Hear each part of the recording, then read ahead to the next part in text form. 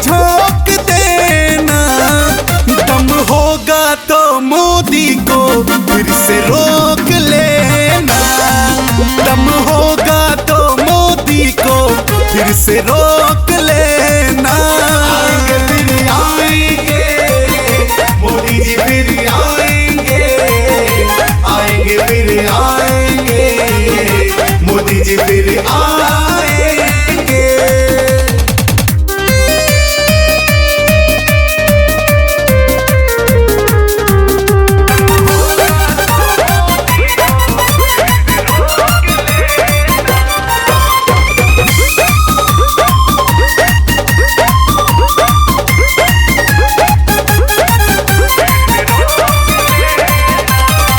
ये नया है जमाना, ये नई है जवानी। हम तो क्या सारी दुनिया मोदी की है दीवानी। ये नया है जमाना, ये नई है जवानी। हम तो क्या सारी दुनिया मोदी की है दीवानी। हल होगा क्या तुम्हारा ये सोच लेना। हल होगा क्या तुम्हारा ये सोच लेना। दम होगा तो मोदी को फिर से रोक लेना। दम होगा तो मोदी को फिर से रोक लेना।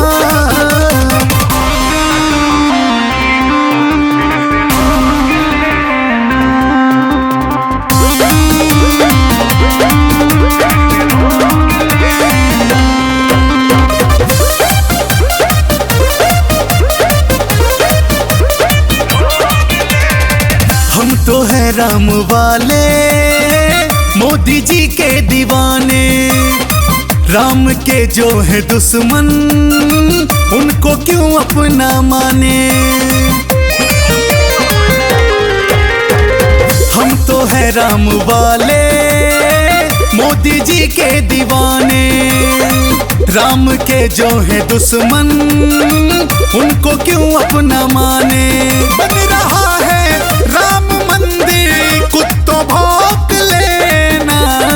बन रहा है राम मंदिर, कुत्तों भौंक लेना। दम होगा तो मोदी को फिर से रोक लेना। दम होगा तो मोदी को फिर से रोक लेना।